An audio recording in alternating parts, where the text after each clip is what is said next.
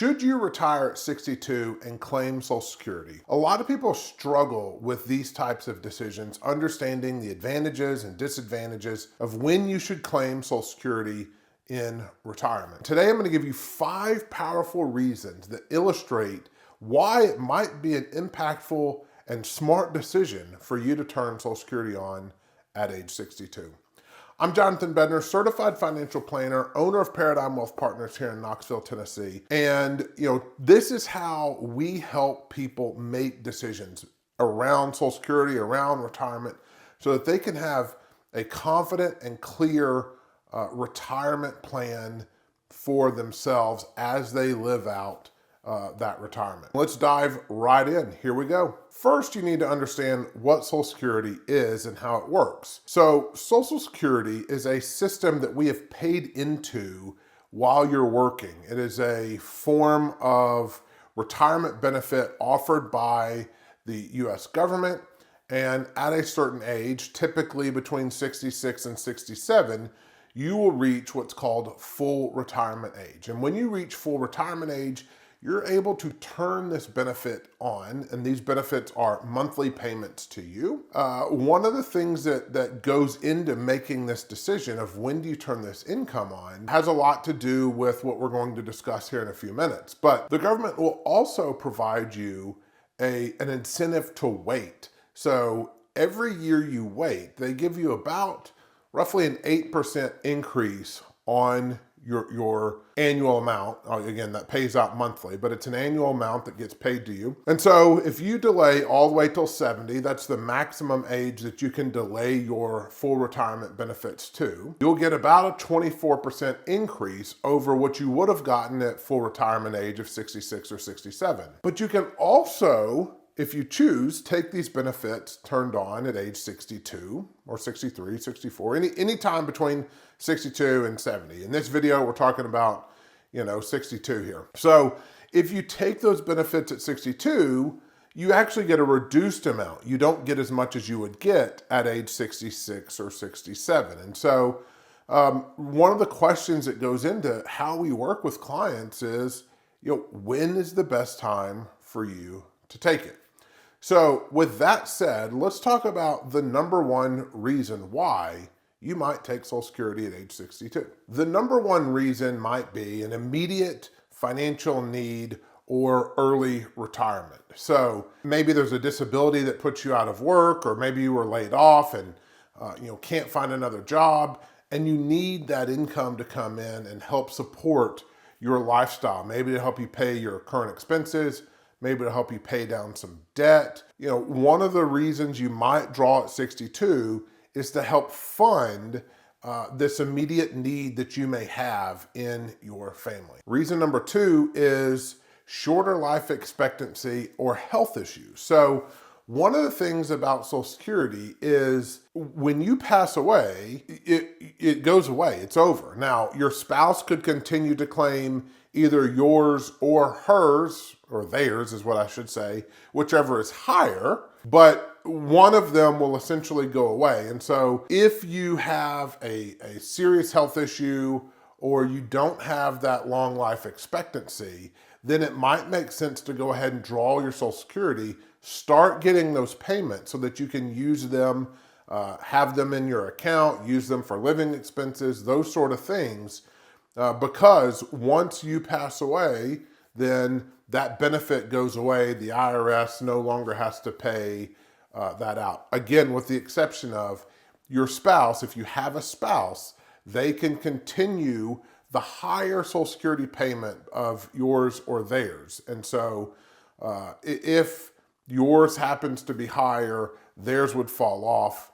They would still get yours. There's some funny math the way that the IRS does this that I'm not going to talk about in this topic because it really kind of defeats the purpose of what we're talking about today. But that would be the second reason in this situation. The third reason is, reducing the pressure on your investment portfolio. So if you're delaying Social Security for longer, you might have to take more withdrawals out of your investment account to sustain your life, to pay your bills, to pay your expenses, to pay your debt. And so it might cost more money out of your investment portfolios that you've saved over your working careers to fund your lifestyle. And so if you turn Social Security on earlier, you're able to reduce the amount of pressure on your investment portfolio, which helps your investment portfolio sustain itself longer and be there should you need it for some unexpected event in the future. So these guaranteed income sources like a pension, or in this case, like a Social Security, helps reduce the pressure on your investment accounts. Number 4, you can invest the money instead of waiting to receive it later. One of the kind of founding principles of investments and compounding is, a dollar today is worth more than a dollar tomorrow. And that's because inflation eats away your dollar every year that goes by. And so, as an example, as years go by, things cost more. You can remember from, the 90s or early 2000s where, gas was $1 a gallon, milk was $1 a gallon. I have clients still today. I remember buying Coke or a Snickers for, 5 cents. And so as those years go by, your value of your dollar gets less and less and less. Now, if you delay Social Security, the money will still give you a little bit of benefit for a couple of years because they're going to give you a guaranteed raise of 8%. But if you draw early and invest the money, assuming you don't need it, you could invest the money. Maybe you invest in something that really takes off, or you're in control of how you utilize that money. So what I see a lot of people do is they don't necessarily need the money, but they would rather start having it collected and turned on so that that is flowing to them, and that they are not just leaving the money out there at some point. That way, if they tragically pass away, it doesn't just vanish into thin air. They've collected some of this income over time.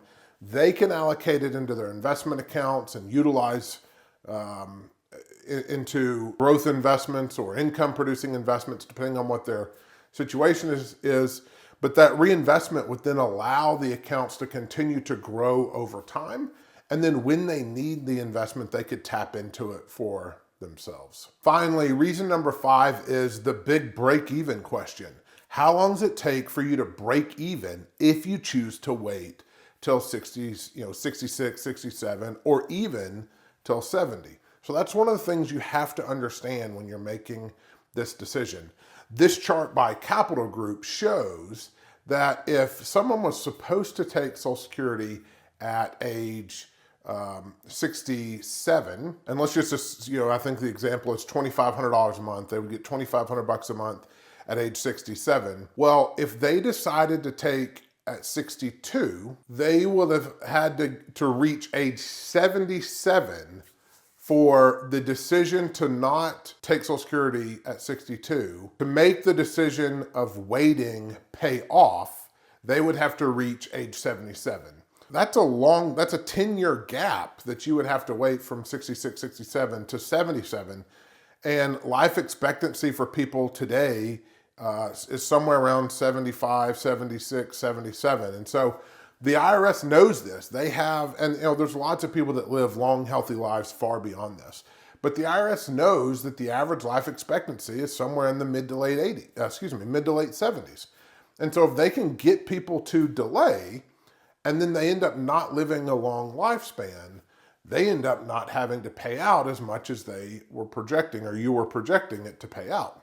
Having this decision early on and understanding this break even might help you understand, well, if I'm giving up $2,500 a month in this example for 5 years, then, I'm not taking in, $120,000 in income for that first 5 years and choosing to delay at 62. Again, have to wait till 77 for that decision to delay to make sense, for the break even to make sense. So if you started at 62, you'll get less money. You might get, say, $2,000 a month, but you can use that money today, like the things we've discussed, for living expenses, pay down debt, reinvest it, and you be in control of how it's invested. So there's a lot of reasons to understand how and when you should claim Social Security, and they're individual reasons. It's not a one size fits all, but these are serious things to consider as you're moving into retirement and trying to understand the nuances of when to claim Social Security. I hope this video has been helpful. If you've got questions or comments or concerns, we're here to help you. You can email me at info@paradigmwp.com. Schedule some time using the link below in the description if you want to have a one-on-one chat. And like always, if you haven't already liked and subscribed, please do so. It helps me more than you know. Be confident in your retirement. Have a wonderful day.